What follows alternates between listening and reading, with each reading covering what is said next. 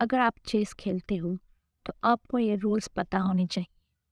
Chess کا پہلا role, دشمن کو غصہ دلاؤ تاکہ وہ اپنی اگلی چال بھول جائے۔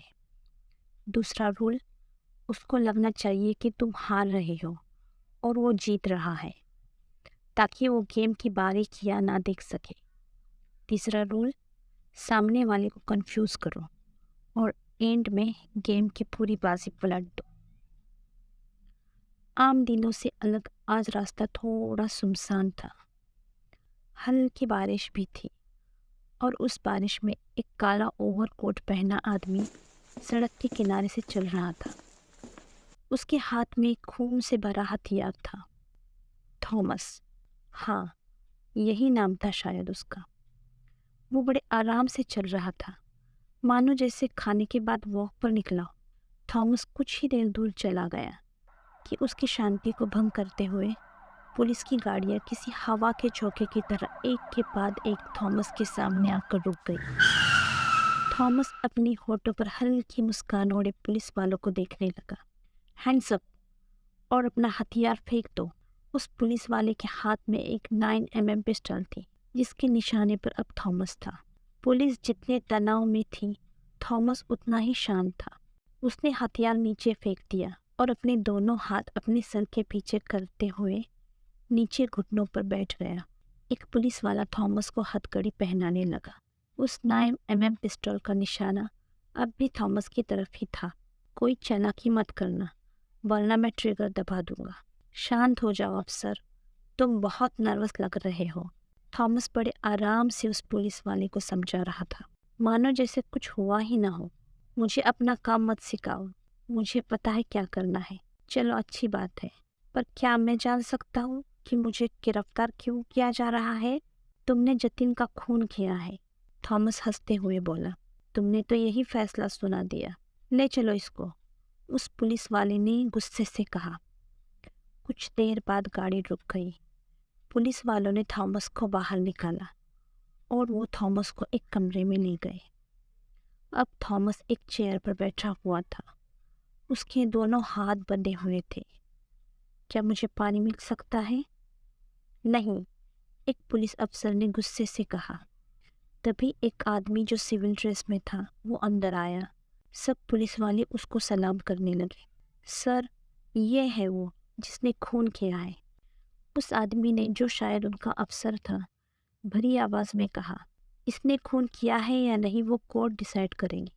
میرا نام ولسن ہے۔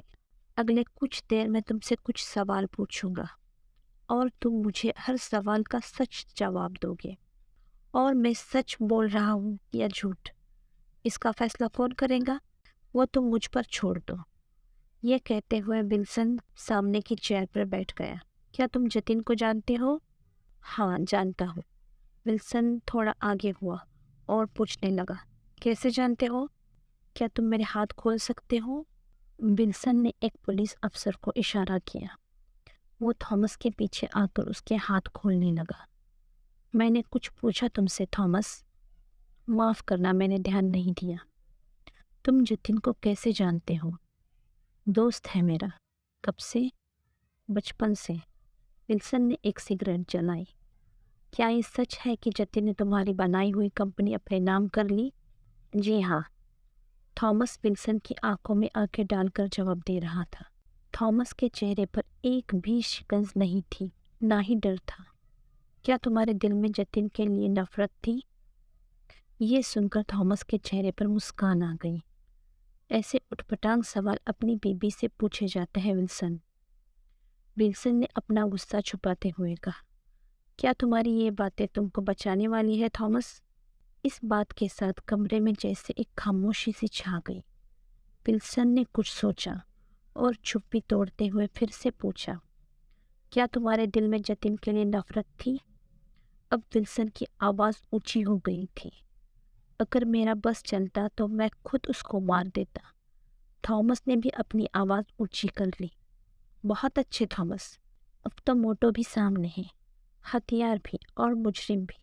اچھی کوشش تھی پر تم ہار گئے تھامس۔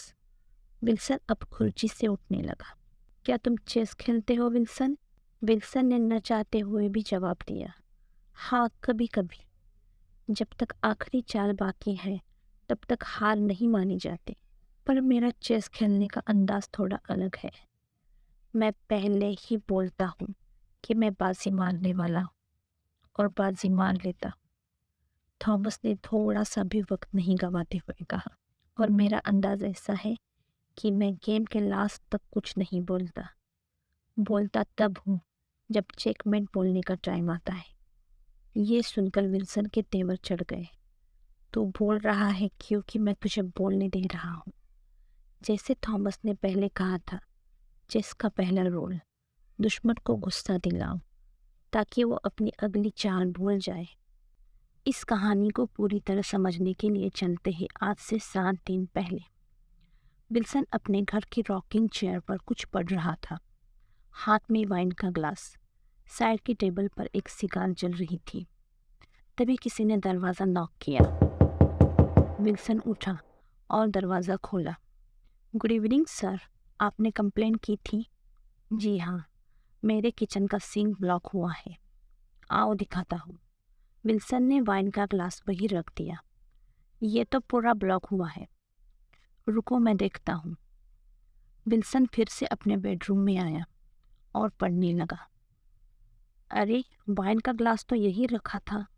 جب ولسن وہ وائن کا گلاس لینے گیا تو وہاں پر وہ گلاس نہیں تھا۔ اس نے دوسرا گلاس لیا اور اپنے راکنگ چیئر پر پھر سے وہ بک پڑھنے لگا۔ کچھ دیر بعد کچن سے آواز آئی، سر میں نے آپ کا سنک تو ٹھیک کر دیا، پر میری گھر کی چابی سنک کے پائپ میں گر گئی۔ ولسن کو وہ بک آج پوری پڑھنی تھی۔ ایک کام کرو، میں کسی کو جانتا ہوں جو تمہارے لیے چابی بنا دے گا۔ ولسن نے کسی کو فون کیا اور کہا، میرا ایک آدمی آئے گا، تم اس کو چابی بنا کر دینا۔ اب چلتے ہیں پھر سے اس دن پر جس دن تھامس کو گرفتار کیا گیا۔ کچھ دیر بعد تھامس کو ایک دوسرے جیل میں ڈال دیا گیا۔ کیا مجھے پانی مل سکتا ہے؟ یہ لو، پی لو، ایک پولیس والے نے اس کو پانی دیتے ہوئے کہا۔ کیا نام ہے تمہارا؟ اس آدمی نے فخر سے اپنی مونچھوں کو تاؤ دیتے ہوئے کہا، شیر سنگھ۔ تھامس نے کچھ سوچا اور کہا، شیر سنگھ، تمہیں پتہ ہے آدمی ایک بار میں کتنی بار اپنی پلکیں جھپکاتا ہے؟ نہیں، مجھے نہیں پتہ۔ چل ابھی سو جا۔ 20 بار، اور مجھے صرف ایک بار پلک جھپکانے کا انتظار ہے۔ پاگل ہے کیا تو؟ چل سو جا۔ دوسرے دن تھامس کو پھر سے اسی کمرے میں اسی چیئر پر بٹھایا گیا۔ ولسن کے ہاتھ میں کچھ پرنٹس تھی۔ تھامس، یہ وہ میسیجز ہے جو تم نے جتن کو سینڈ کیے تھے۔ تھامس کے چہرے کا رنگ اڑنے لگا۔ میں تم کو پڑھ کر دکھاتا ہوں۔ 3 دسمبر کو رات 10:13 پر پہلا میسج، اگر تو نے ایسا کیا تو میں تجھے جان سے مار دوں گا۔ دوسرا میسج اگلے دن، میں تجھے 3 دن کا ٹائم دیتا ہوں، ورنہ تیسرے دن تیری موت پکی ہے۔ تم نے ہی کیے تھے نا یہ میسیجز؟ تھامس چپ تھا۔ اس کے پاؤں کانپنے لگے کہ تبھی ولسن نے کسی کو آواز دی تو ایک آدمی اندر آیا اور وہ تھامس کو دیکھ کر بولنے لگا، ہاں صاحب، یہی آدمی تھا جس نے مجھ سے ہتھیار خریدا تھا۔ تمہارا کھیل ختم ہو گیا۔ تھامس، کچھ دیر میں ساری رپورٹس مل جائیں گے۔ اگر تم نے قبول کیا تو میں تمہاری سزا کم کرنے کی گزارش کر سکتا ہوں۔ مجھے معاف کر دو۔ وہ چیئر سے نیچے گر گیا۔ چلو، اس کا بیان ریکارڈ کرو۔ بولو تھامس۔ اب تھامس کے سامنے ایک کیمرہ لگا ہوا تھا۔ اس نے بولنا سٹارٹ کیا، میرا نام تھامس ہے۔ میں نے میری بچپن کے دوست جتن کا خون کیا ہے۔ اس نے میری بنائی ہوئی کمپنی دھوکے سے اپنے نام کر لی۔ چلو، رپورٹ آنے کے بعد اس کو کورٹ میں پیش کرو۔ جیسے تھامس نے کہا تھا، گیم کا دوسرا رول، اس کو لگنا چاہیے کہ تم ہار رہے ہو اور وہ جیت رہا ہے، تاکہ وہ گیم کی باریکیاں نہ دیکھ سکے۔ To be continue.